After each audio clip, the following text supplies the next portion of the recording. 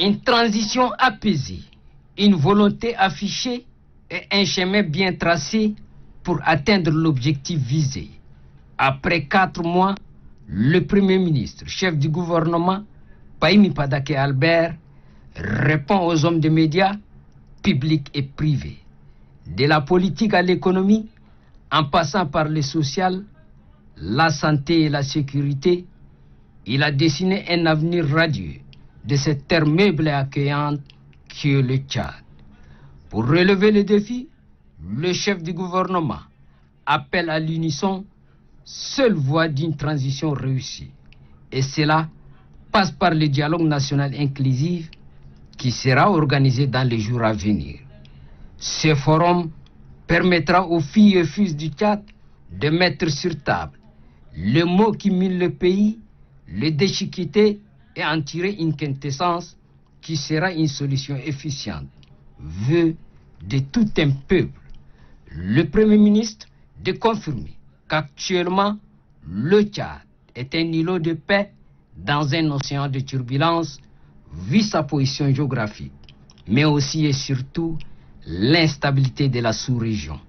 Ce climat paisible et l'ordre public rétabli est l'œuvre du Conseil militaire de transition dirigé par le général de corps d'armée, Mamad Idriss Déby Itno.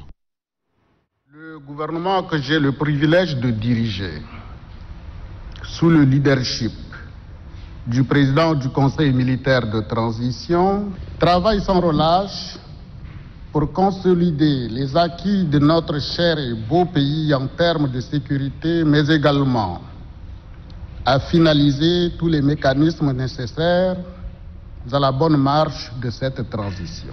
Durant ces mois, nous avons accordé notre attention particulière à toutes les sensibilités du Tchad. Nous sommes allés vers les communautés, identités remarquables, personnes ressources, amis et partenaires extérieurs, afin de recueillir leurs attentes, leurs avis et leurs expériences dans le but de conduire la transition à bon port, et ce, dans l'intérêt bien compris de notre pays. Tout au long de ces mois, nous avons discuté avec la classe politique, du moins dans sa partie la plus significative qui, vous conviendrez avec moi, porte cette transition. Nous avons échangé avec nos braves femmes et notre dynamique jeunesse afin d'avoir une commune compréhension de nos objectifs partagés. Cette jeunesse, c'est notre avenir et son avis sur la conduite des affaires publiques compte plus que jamais.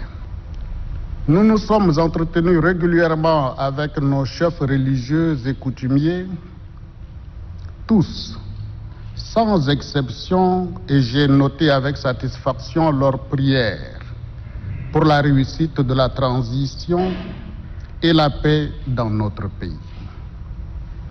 Des prières qui, je demeure convaincu, vont nous accompagner et nous fortifier tout au long de cette noble et exaltante mission.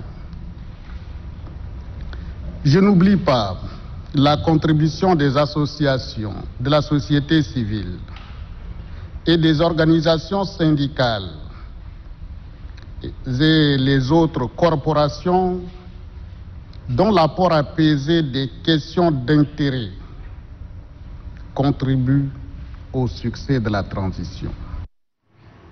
Il est peut-être un peu tôt de faire un bilan exhaustif de la transition. On peut cependant se permettre sans crainte de faire un inventaire des actes posés depuis le début du mois de mai 2021. Pour l'exécution de cette mission et l'atteinte des objectifs, nous nous sommes attelés à la mise en place de l'ensemble du dispositif juridique, du cadre institutionnel nécessaire et à la création d'un environnement propice à la conduite de cette transition apaisée. C'est ainsi qu'une charte de transition a été promulguée par le Conseil militaire de transition. Un gouvernement de transition de large consensus a été mis en place avec la création d'un ministère exclusivement dédié au dialogue et à la réconciliation. L'ensemble des organes indispensables au déroulement d'une transition apaisée ont été mis en place. C'est le cas du comité d'organisation du dialogue national inclusif qui est déjà opérationnel, du comité technique spécial pour le dialogue avec les politico-militaires qui est déjà à l'œuvre. Nous avons aussi élaboré une feuille de route de la transition. Ce document est un condensé des priorités du gouvernement pour les 18 mois à venir. Durant cette période, il faut que les Tchadiens continuent à vivre et que notre pays garantisse à ses filles et à ses fils la paix et la sécurité.